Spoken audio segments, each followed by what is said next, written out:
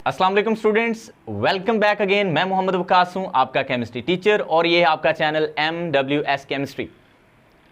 आज के इस लेक्चर नंबर 3 में we will discuss about this important and interesting topic isotopes from your first year chemistry, first chapter basic concept. तो आइए इसको शुरू कर लेते हैं। पहले तो आपके जहन में आइसोटोप्स के बारे में सोच के अपने माइंड में आपके अंदर वो क्वेश्चन आ रहा होगा कि सर हम इसका पता है, हम इसको मैट्रिक में पढ़ के आए और आपने यूं डेफिनेशन रिकॉल भी कर ली होगी, है ना। अच्छा, जिन्होंने तो कर ली है वेल एंड गुड, जिन्होंने नहीं की वो सोच रहे होंगे सर हमने तो की नहीं, आप खुद ही इमेजिन करी जा रहे हैं, है ना। तो ऐसा नहीं है, मुझे उम्मीद है कि ये डेफिनेशन आपको आती होगी। नहीं भी आती होगी तो अभी सीख लेते हैं, लेकिन सबसे पहले इस वर्ड का हम मीनिंग देखते हैं। देखो, हमारे पास एक वर्ड होता है आइसोस, हम इसको आइसो भी लिख लेते हैं। इसका मतलब सेम होता है। जहां पे भी केमिस्ट्री में ये वर्ड यूज होगा ना आइसो, उसका मतलब होगा सेम, ठीक है।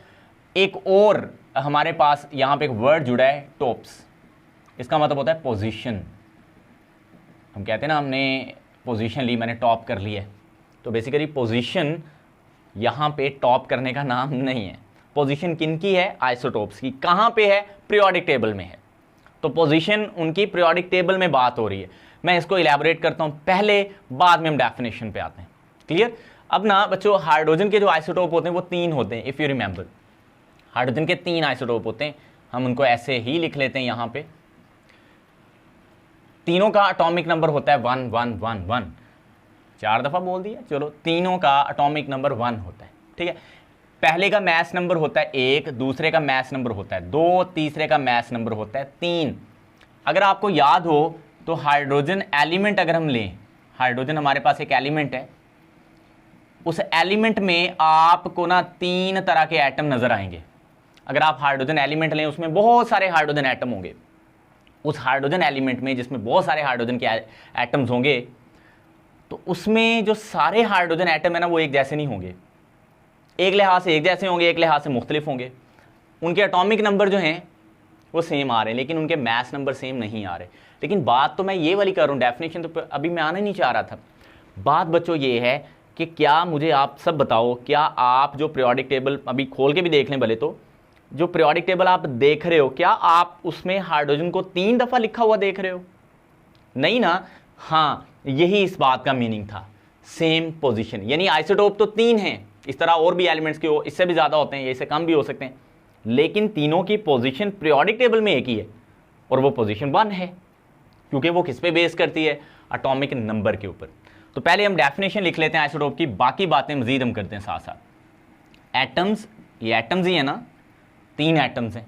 एटम्स लिखा मैंने, atoms of the same element, of the same element. अब सेम एलिमेंट आपका बच्चों कौन सा है? Very well done, hydrogen is your same element. So atoms of the same element having same atomic number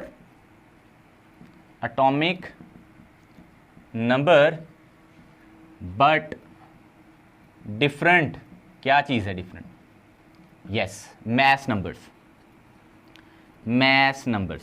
यानी एक ही एलिमेंट के आर कॉल्ड, सर आप चुप हो गए, एक ही एलिमेंट के वो डिफरेंट एटम्स, या एक ही एलिमेंट के मुख्तलिफ एटम्स, या एक ही एलिमेंट के एटम्स जिनके एटॉमिक नंबर क्या हो? सेम हो। तो इस लिहाज से ये सेम है, लेकिन इनके मैस नंबर सेम नहीं है, तो इनको हम बोलते हैं आइसोटोप्स। तो atoms of the same element having same atomic number but different mass number are called isotopes. ये तो होगी हमारे पास डेफिनेशन। अब बच्चों, आपको पता है हाइड्रोजन के 3 मैंने आइसोटोप लिखे हैं। तो अगर आपको एटम के स्ट्रक्चर का थोड़ा सा पता है, तो एटम के सेंटर में बच्चों होता है न्यूक्लियस, यूं, है ना, इस तरह से। अब हमारे पास ना 2 टर्म्स यहाँ पे यूज हुई हैं। एक हमारे पास क्या है? Atomic number. इस पे जरा गौर करें, एटॉमिक नंबर। और जो दूसरी टर्म हमारे पास यूज हुई है वो क्या है भला? Yes, that is actually mass number.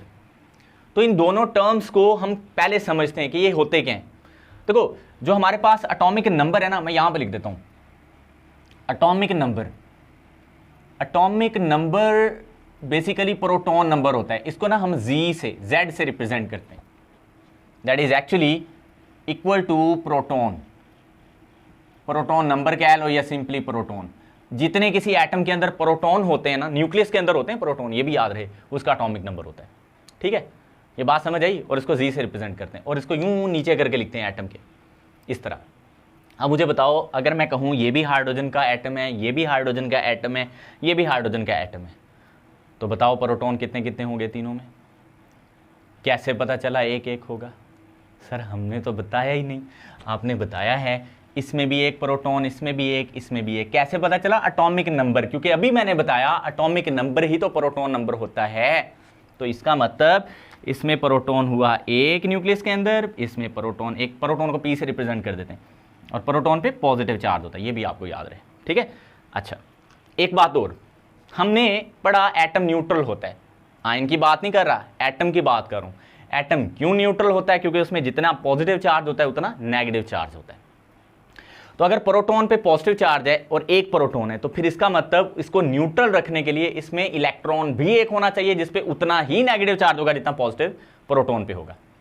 इसका मतलब इसके अंदर इलेक्ट्रॉन भी एक होगा। तो हमें ये बात भी पता चल गई यहां पे कि जो हमारा न्यूट्रल एटम होता है ना, एटम यानी न्यूट्रल ही होता है, उसके अंदर जितने प्रोटॉन होते हैं उतने ही उसके अंदर इलेक्ट्रॉन होते हैं। और जब इलेक्ट्रॉन प्रोटॉन की रेशियो चेंज होती है फिर वो आयन कहलाता है। ये हम पढ़ चुके हैं पहले। तो तीनों में इलेक्ट्रॉन की तादाद भी सेम हुई। अब एक और टर्म है हमारे पास, वो भी बच्चों आप सीख लो, वो है मैस नंबर। मैस नंबर, ठीक है। अब मैस नंबर बेसिकली क्या होता है? प्रोटॉन प्लस न्यूट्रॉन का सम, यानी न्यूक्लियस के अंदर, इसको ना हम न्यूक्लियन नंबर भी कहते हैं, ये भी याद रहे। मैस नंबर को हम क्या भी कहते हैं? न्यू ऐसे ही होता है, यस, न्यूक्लियन नहीं, बल्कि सॉरी ये इस तरह होगा, NuL, ये न्यूक्लियन नंबर। तो जो प्रोटॉन और न्यूट्रॉन न्यूक्लियस के अंदर होते हैं ना, उन्हीं को हम न्यूक्लियन नंबर कहते हैं, ठीक है। और ये चूंकि तीन ही फंडामेंटल पार्टिकल हैं एटम के अंदर, प्रोटॉन, इलेक्ट्रॉन, न्यूट्रॉन। इलेक्ट्रॉन तो बाहर घूमते हैं और प्रोटॉन, न्यूट्रॉन न्यूक्लियस के अंदर होते हैं। इसके अलावा भी सब एटॉमिक पार्टिकल्स हैं, लेकिन वो फंडामेंटल नहीं कहलाते। फंडामेंटल ये तीन ही है। तो जो प्रोटॉन और न्यूट्रॉन का जो न्यूक्लियस के अंदर होते हैं, अगर सम कर दें तो हम उसको मैस नंबर कहते हैं या न्यूक्लियन नंबर कहते हैं। अब मुझे भी बताओ, अगर आपको मैं कहूं इस एटम का मैस नंबर 1 है, तो इसका प्रोटॉन तो एक ही है। अब प्रोटॉन 1 है, मैस नंबर टोटल 1 आ रहा है, तो इसका मतलब न्यूट्रॉन तो फिर कोई भी नहीं होगा। क्योंकि अगर देखो ना, प्रोटॉन तो मैंने 1 लिख दिया, अगर यहां मैं कुछ नहीं लिखूंगा फिर ही दोनों का सम 1 आना है ना, तो इसका मतलब यहां पे हमारे पास न्यूट्रॉन जो है वो 0 है, नहीं है, कोई भी न्यूट्रॉन नहीं है। क्लियर? इसमें मुझे बताएं, हाँ जी, इसमें न्यूट्रॉन कितने होंगे? ये मैं इस एटम की बात करूं। अब इसका मैस नंबर 2 है, एक तो है प्रोटॉन, तो एक ही फिर क्या होना चाहिए यहाँ पे? यस, न्यूट्रॉन होना चाहिए यहाँ पे। अब फिर वेरी वेल डन, 2 न्यूट्रॉन होंगे। इस एटम का नाम है प्रोटियम, ये हाइड्रोजन का पहला आइसोटोप है। ये है deuterium and this one is commonly known as tritium. Tritium, ठीक है। So we have 3 isotopes of hydrogen, protium, deuterium and tritium. और मैंने अभी आपको पहले भी बताया, इसको H11 बोलेंगे बच्चों, इसको H12 बोलेंगे और इसको H13 बोलेंगे। So that's it about very simple और बहुत ही आसान जो हमने डेफिनेशन की है आइसोटोप की, वो एग्जाम्पल भी एक ले लिए और अदर एग्जाम्पल्स लेते हैं। फिर मैं आपसे कुछ क्वेश्चन करता हूं, फिर मैं चाहूंगा कि वो आप आंसर करो या फिर मैं खुद उनका आंसर करूं। अदर एग्जाम्पल्स क्या हैं यहाँ पे? देखो, मैं आपसे इसी से क्वेश्चन भी पूछूंगा, साथ साथ थोड़ा सा अलर्ट रहिएगा। क्या कहने लगा हूं मैं? कार्बन के भी 3 आइसोटोप होते हैं बच्चों। कार्बन के 3 आइसोटोप हैं, कार्बन 12, कार्बन 13, कार्बन मेरा यानी कि कार्बन 14, ठीक है। So we have 3 isotopes carbon. अच्छा, इसको ना हम ऐसे रिप्रेजेंट करेंगे। कार्बन का एटॉमिक नंबर पता है आपको कितना होता है? 6। इसका मैस नंबर 12 है, इसका 6 मैस नंबर 13, ठीक है। इसका 6 मैस नंबर 14। बच्चों क्या सेम है इसमें? नहीं, चलो ये बताओ प्रोटॉन कितने सब में? मैं सबके साथ P लिखा है, कितने कितने प्रोटॉन है? वेरी गुड, एक्सीलेंट, बहुत अच्छे। और जिन्होंने आंसर नहीं किया वो दोबारा सोचें, पीछे जाएं, दोबारा लेक्चर को सुनें, क्योंकि उनकी तवज्जो नहीं थी। क्योंकि प्रोटॉन एटॉमिक नंबर को रिप्रेजेंट कर रहा होता है, तो 6 सबका एटॉमिक नंबर है, इट मीन्स सब में प्रोटॉन कितने? यस। चलो बताओ इलेक्ट्रॉन कितने? शाबाश बच्चों, कैसे पता चला? सर अभी आपने हमें बताया थोड़ी देर पहले कि एटम न्यूट्रल होता है और उसके अंदर जितने प्रोटॉन होते हैं उतने इलेक्ट्रॉन होते हैं। तो हमने आंखें बंद करके, आंखें खोल के लेक्चर देखा है लेकिन आंखें बंद करके आंसर किया है, ठीक है, वेरी गुड। तो अगर आंखें बंद करके लेक्चर देखा फिर तो आप नहीं आंसर कर पाओगे। अच्छा खैर आगे बढ़ते हैं। अब हमारे पास ना न्यूट्रॉन का नंबर रह गया कि न्यूट्रॉन कितने होंगे। देखो अब टोटल मास नंबर 12 है। इसका आसान तरीका मैं आपको बताता हूं। अगर आपने न्यूट्रॉन नंबर फाइंड करना है, आप 12 में से 6 माइनस कर दो, क्योंकि प्रोटॉन 6 हैं, 12 टोटल न्यूक्लियॉन नंबर है, तो जो बाकी बचेगा वो न्यूट्रॉन का नंबर होगा। नहीं समझ आई सर? 13 में से 6 माइनस करें 7 आएगा। तो प्रोटॉन और न्यूट्रॉन का सम करके देखो फिर भी 13 ही आना है आंसर, ठीक है। देखो ना, इसी फॉर्मूले को अगर आप सेट करो, न्यूट्रॉन नंबर निकालने हो तो मैस नंबर को ना ए से रिप्रेजेंट करते हैं, ये भी मैं बताना भूल गया। तो यहां से अगर आपने न्यूट्रॉन नंबर निकालना हो, ए इज इक्वल टू क्या होता है, पी प्लस एन। प्रोटॉन हमें पता था 6, मैस नंबर पता था 12, न्यूट्रॉन हमने निकालना था, तो neutron is equal to 12 minus 6 हुआ, तो आंसर हमारे पास 6 आ गया। ये मैंने इस तरह निकाला है ना, ऐसे भी आ सकता है। तो यहां पे हमारे पास 8 होगा न्यूट्रॉन नंबर। अच्छा अगर मैं आपसे कहूं ऑक्सीजन के हमारे पास 3 आइसोटोप होते हैं, सर सारों के 3 होते हैं? सारों के तो नहीं 3 होते, यहां पे जो मैं एग्जांपल ले रहा हूं उनके 3 ही हैं। तो ऐसा करना, इसमें ना इन सब का एटॉमिक नंबर होता है 8। ये आपके लिए असाइनमेंट दे रहा हूं, छोटी सी है, आपने खुद बैठना है कॉपी पेन लेके और देखना है इसमें प्रोटॉन कितने हैं, इलेक्ट्रॉन कितने हैं और न्यूट्रॉन कितने कितने हैं, हस्बे मामूल हस्बे जायका, ठीक है। तो ये आपने बताना है। अच्छा जी, यहां तक तो हो गया हमारा। अब एक क्वेश्चन है हमारा, इसको लेके मैं ऐसे करता हूं, यहां से ना इरेज करके वो क्वेश्चन लिखता हूं, फिर आपको उसका आंसर भी बताता हूं। जी स्टूडेंट्स, जो हमारा क्वेश्चन है ना वो ये है, why isotopes have same chemical but different physical properties? Physical properties, question को समझें। कहता है, मैं ही कहता हूं, क्वेश्चन वाला भी ये कहता है, वो कहता है कि आइसोटोप्स की ना सेम केमिकल प्रॉपर्टीज होती हैं लेकिन डिफरेंट इनकी फिजिकल प्रॉपर्टीज होती हैं, बताएं क्यों, वाई? बहुत आसान आंसर है। देखो बच्चों, जो केमिकल प्रॉपर्टीज होती है ना, बॉन्ड बनना, बॉन्ड टूटना, ये सारा केमिकल प्रॉपर्टीज में आता है। 2 एलिमेंट रिएक्ट करें या 2 कंपाउंड रिएक्ट करें, उससे कोई और नया कंपाउंड बन जाए, या एलिमेंट मिलके कोई कंपाउंड बना दे, इस तरह ये सारा जो होता है ना, इसको हम केमिकल रिएक्शन कहते हैं। और ये होता है इलेक्ट्रॉन की वजह से, इलेक्ट्रॉन की वजह से।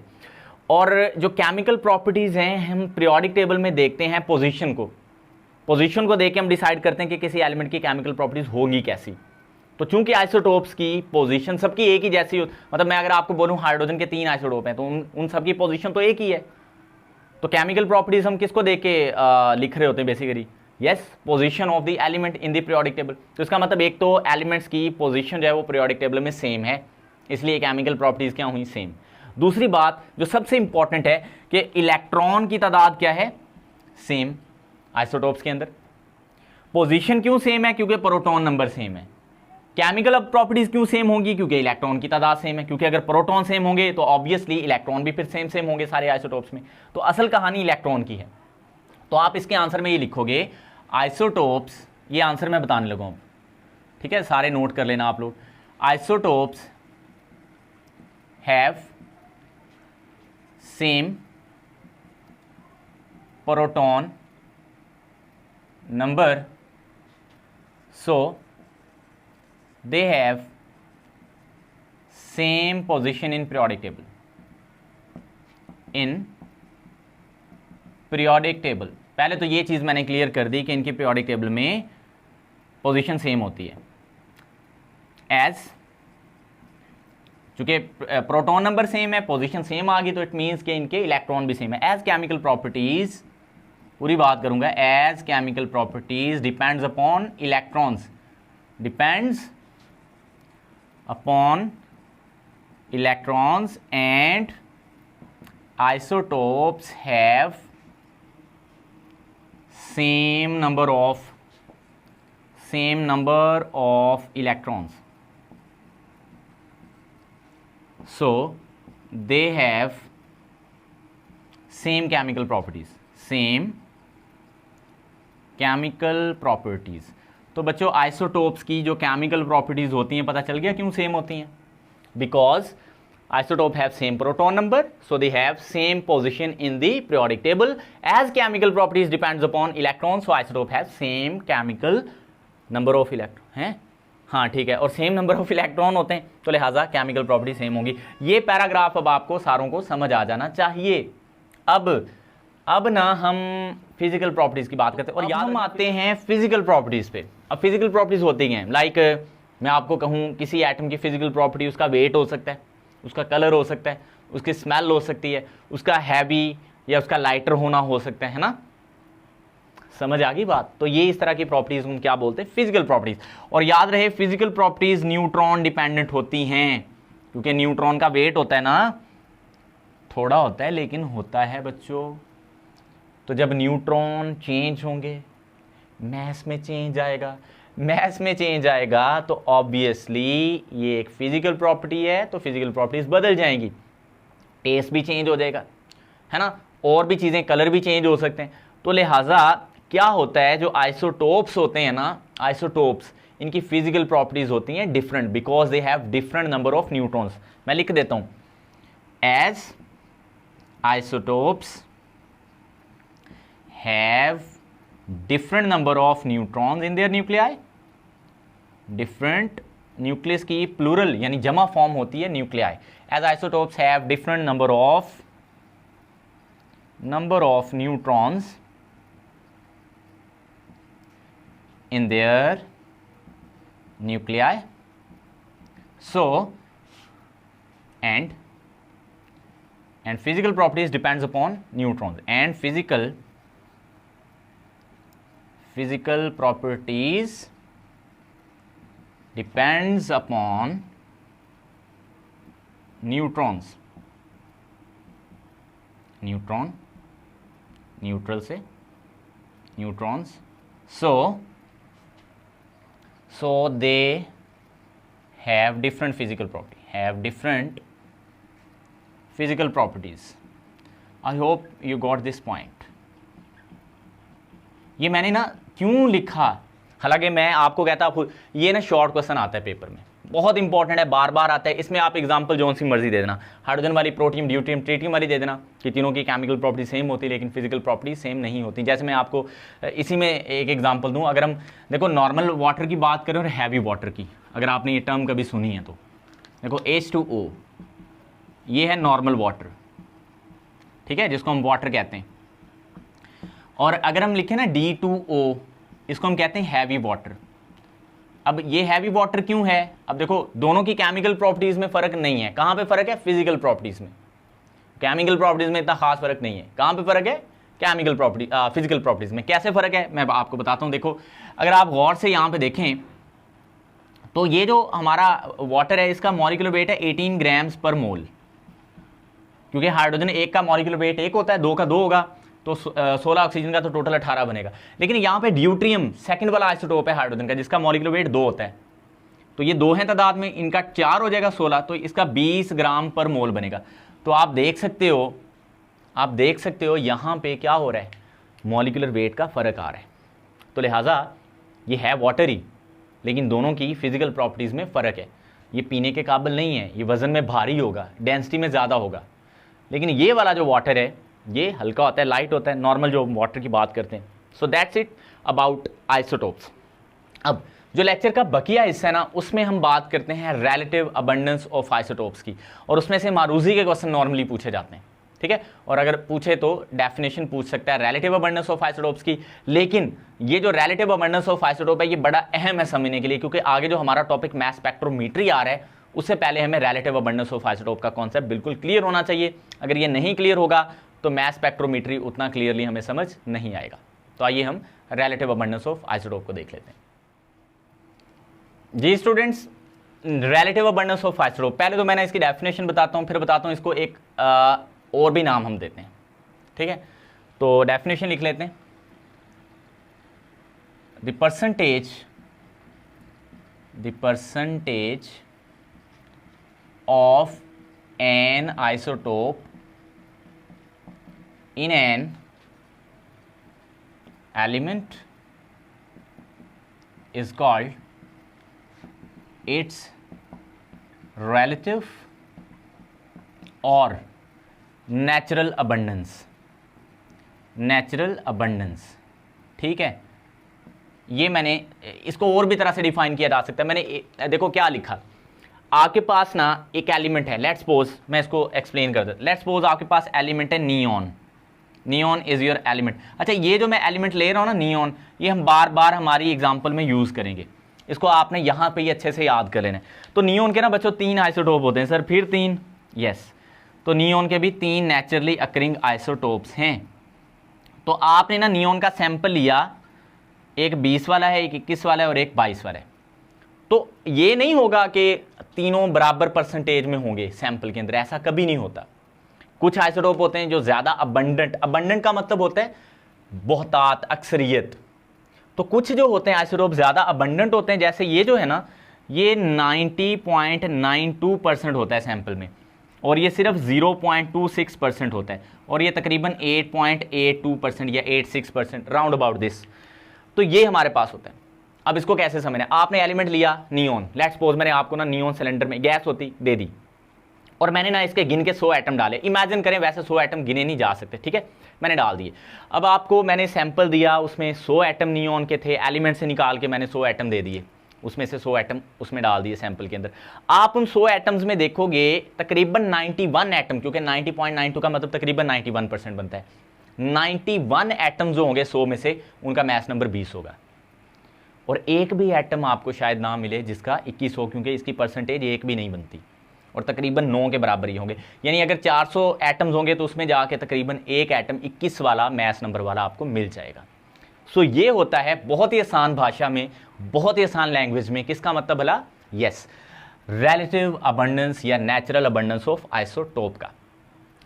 तो इसका मतलब जो आइसोटोप्स होते हैं ये सारे इक्वली अबंडेंट नहीं होते, कोई ज़्यादा होता है, कोई कम अबंडेंट होता है। यहाँ पे एक चीज़ और याद रखना आप लोग, नंबर ऑफ आइसोटोप्स कब ज़्यादा होते हैं, कौन सा आइसोटोप ज़्यादा अबंडेंट होता है, इस पर भी थोड़ी सी बात कर लेते हैं। देखो, एक तो याद रखना हमारे पास जो नंबर ऑफ आइसोटोप हैं ये हर एलिमेंट के चेंज होते रहते हैं, ठीक है। मसलन जैसे हाइड्रोजन के आपने पढ़े हैं, मैं हाइड्रोजन के लिख देता हूँ। हाइड्रोजन के कितने आइसोटोप हैं जी, 3। ये हाइड्रोजन मैंने सिंबल हाइड्रोजन के लिए लिखा है, ठीक है।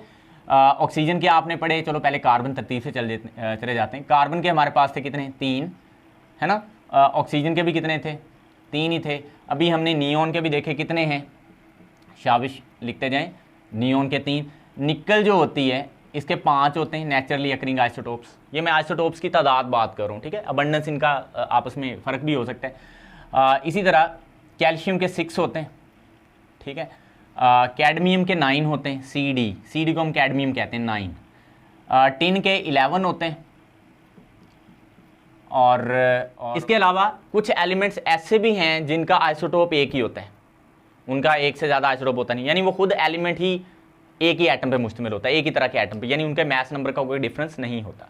तो उनको हम कहते हैं मोनो आइसोटोपिक एलिमेंट्स। तो यहाँ पे डेफिनेशन लिख लेते हैं, मोनो आइसोटोपिक एलिमेंट्स। अब ये कौन से एलिमेंट्स होते हैं, those elements having only 1 isotope. मैं लिख देता हूँ, दोज एलिमेंट्स, ये आपसे पेपर में शॉर्ट क्वेश्चन में पूछा जा सकता है, elements having only 1 isotope are called monoisotopic element। अब इसके एग्जांपल्स क्या हैं, जैसे गोल्ड है, Au, ये किसका सिंबल है, गोल्ड का, तो इसका एक ही आइसोटोप होता है, ठीक है। फ्लोरीन का एक होता है, आयोडीन का भी एक होता है। सर आयोडीन के हमने और भी पढ़े हुए हैं भाई, वो आर्टिफिशियल होते हैं, रेडियो एक्टिव तरीके से बनाए जाते हैं, नेचुरली अकरिंग आइसोटोप्स की बात हो रही है, ठीक है। इसके अलावा ऑर्सेनिक है, AS, इसका भी एक ही होता है। तो इस तरह के चंद एलिमेंट्स हैं जिनका आइसोटोप होता ही एक है, और इनको हम क्या बोलते हैं, मोनो आइसोटोपिक एलिमेंट्स। अब इंपॉर्टेंट बातें करने लगे, देखो जिन एलिमेंट्स का एटॉमिक नंबर ऑड होता है, मैं अब क्या बात करने लगूँ, एलिमेंट्स, ये इंटरेस्टिंग बातें मारूजी के लिए, एलिमेंट्स विद ऑड का मतलब ताक, 1, 3, 5, 7 इस तरह, जिनका ऑड एटॉमिक नंबर होता है ना, एटॉमिक नंबर, उनके दे हैव, या आप यूं लिख लें not have more than 2 stable isotope, more than 2 stable isotopes. इस बात को याद रखना। सर हाइड्रोजन का एटॉमिक नंबर आपने 1 बताया, वो ऑड था। देखो हाइड्रोजन के 3 आइसोटोप बताए थे ना, 1 1 1 2 1 3। आपको पता है इसमें से ये जो पहले 2 हैं ये ही अबंडेंट है, तीसरा तो बहुत रेयर है, ना होने के बराबर है, पाया नहीं जाता ट्रिटियम। तो यही बात हम कर रहे हैं कि ऑड एटॉमिक नंबर वाले जो एलिमेंट्स होते हैं उनके आइसोटोप 2 से ज़्यादा नॉर्मली स्टेबल नहीं होते। हो सकते हैं 2 से ज़्यादा, स्टेबल 2 ही होंगे, ये बात हम कर रहे हैं। अच्छा, जिन एलिमेंट्स के मैस नंबर इवन होते हैं, मैस नंबर इवन होते हैं, वो भी स्टेबल होते हैं। तो एलिमेंट्स, मैं यहां पे एक बात लिखता हूं, elements whose mass number are multiple of 4 are very abundant. ये क्या होते हैं? बहुत ज़्यादा अबंडेंट होते हैं। And form almost 50% of earth crust. अब ये मुझे थ्योरी में सारा तो नहीं लिखना चाहिए, लेकिन मैं यहाँ पे लिख देता हूँ, बाकी बातें मैं वैसे बता देता हूँ। देखो हमारे पास कुछ एलिमेंट्स हैं, मैं उनके नाम भी लिख देता हूँ। लाइक ऑक्सीजन है, ऑक्सीजन का मैस नंबर 16 होता है, ये 4 का मल्टीपल है। देखो whose mass number are multiple of 4। अब 4 का मल्टीपल का मतलब क्या है कि वो इवन ही है ना, इवन है। इसी तरह ये ऑक्सीजन है, मैग्नीशियम का 24 होता है, तो ये भी हमारे पास मैस नंबर इसका इवन आ गया। इसी तरह हमारे पास कैल्शियम है, इसका 40 होता है, ठीक है। आयरन है Fe, इसका 56 होता है, ये भी 4 का मल्टीपल हो गया। तो चीज़ें समझ आ रही हैं ना आपको। तो इस तरह जिन एलिमेंट्स के मैस नंबर जो है वो मल्टीपल ऑफ क्या होते हैं? 4। जैसे सिलिकॉन है, चलो सिलिकॉन इसमें से रह गया था, 28 होता है इसका। तो ये ज़मीन में बहुत ज़्यादा पाया जाता है। ज़मीन क्रस्ट का मतलब है ज़मीन की जो सरफेस है उसके अंदर, जैसे ज़मीन की सरफेस में सबसे ज़्यादा ऑक्सीजन है ना, उसके बाद सिलिकॉन मिलती है, आयरन भी खासी अबंडेंट है, कैल्शियम मैग्नीशियम भी खासी अबंडेंट है। तो यही सारे एलिमेंट्स मिलकर तकरीबन 50% अर्थ क्रस्ट का बना रहे होते हैं। तो मुझे उम्मीद है कि ये बात आपको समझ आई होगी। अच्छा, जिन एलिमेंट्स के इवन एटॉमिक नंबर होते हैं, ये भी मैं लिख देता हूं यहां पे, वो भी ज़्यादा स्टेबल होते हैं।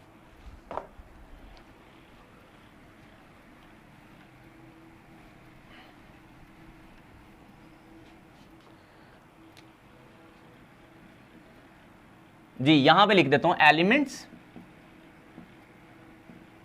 विद इवन एटॉमिक नंबर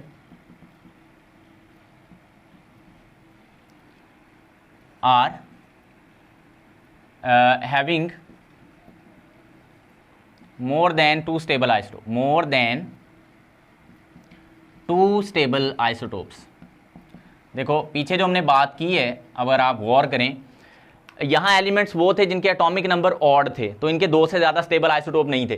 तो वो एलिमेंट्स जिनके एटॉमिक नंबर क्या हों, हाँ, जिनके एटॉमिक नंबर इवन हों, है ना, ये एटॉमिक नंबर क्या हों, इवन हों, उनके ज़्यादातर आइसोटोप्स 2 से ज़्यादा स्टेबल होते हैं। मुझे ना अब एक छोटी सी टेंशन हो रही है कि वीडियो की लेंथ काफ़ी बड़ी हो रही है।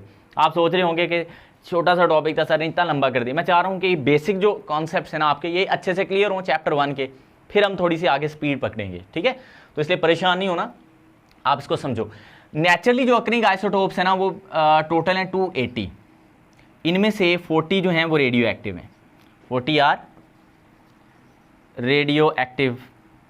रेडियो एक्टिव वो हैं जो खुद ब खुद ताबकारी करते हैं, शुआएं खारिज करते हैं। वैसे टोटली कितने हैं जो नेचुरली एलिमेंट्स? 92 हैं टोटल पीरियोडिक टेबल के जो नेचुरली एग्जिस्ट करते हैं। उनके आइसोटोप गिने तो वो 280 बनते हैं। उनमें से 40 जो हैं वो रेडियो एक्टिव हैं और 240 हैं वो स्टेबल हैं, वो आइसोटोप स्टेबल हैं। स्टेबल मीन ये रेडियो एक्टिव नहीं है। इसके अलावा आपकी बुक के मुताबिक वैसे तो इससे भी ज़्यादा हो सकता है नंबर, 300 जो हमने आइसोटोप्स बनाए हैं artificial radioisotopes have been made. ये हम खुद बनाते हैं ताबकारी करके ना, मुख्तलिफ तरीकों के साथ, alpha particle, beta particle, electron वगैरह की बम्बार्डमेंट करके ये आइसोटोप्स हम खुद डेवलप करते हैं, बनाते हैं, ठीक है। तो आर्टिफिशियल रेडियो, ये होते हैं सारे रेडियो आइसोटोप्स, मतलब ये इतने ज़्यादा स्टेबल नहीं होते जो हम आर्टिफिशियल बनाते हैं। तो 300 है जो हमने बनाए। अच्छा, ये जो आपने पढ़ा है ना कि 280 टोटल हैं, है ना, इनमें से ना तकरीबन 154 वो हैं, कितने, 280 में से 154 वो हैं जिनका, मैं एक्स लिख देता हूँ, एक्स मीन कोई भी एलिमेंट हो सकता है, जिनका एटॉमिक नंबर जी भी इवन होता है और जिनका मैस नंबर ए भी क्या होता है, इवन होता है। अब इस बात को समझें, आपका कोई एलिमेंट एक्स हो, उसका जेड इवन हो, मैस नंबर भी इवन हो, तो ऐसे आइसोटोप आपको 280 में से 154 यानी 154 मिल जाएंगे। तो यहां पे आप इस बात का अंदाजा लगा सकते हो कि वो आइसोटोप्स जिनके एटॉमिक नंबर और मैस नंबर दोनों ही इवन हो, वो सबसे ज्यादा अबंडेंट होते हैं। ये एमसीक्यूज भी है, एमसीक्यू है बल्कि, ठीक है, आपकी बुक में एक एमसीक्यू है, उसमें उसने पूछा हुआ है कि कौन से आइसोटोप ज्यादा अबंडेंट होते हैं, तो आप बताओगे जिनके एटॉमिक नंबर और मैस नंबर दोनों ही इवन हो, वो ज्यादा स्टेबल होते हैं। तो स्टूडेंट, ये था हमारा आज का लेक्चर नंबर 3, और इस लेक्चर में हमने आइसोटोप्स को पढ़ा, उनकी रिलेटिव अबंडेंस या नेचुरल अबंडेंस को पढ़ा। नेक्स्ट लेक्चर में हम मैस स्पेक्ट्रोमेट्री पे बात करेंगे, लेक्चर नंबर 4 होगा हमारा। तब तक के लिए इजाजत दें। वीडियो अच्छी लगी है लाइक और शेयर कर दें। अल्लाह हाफिज़।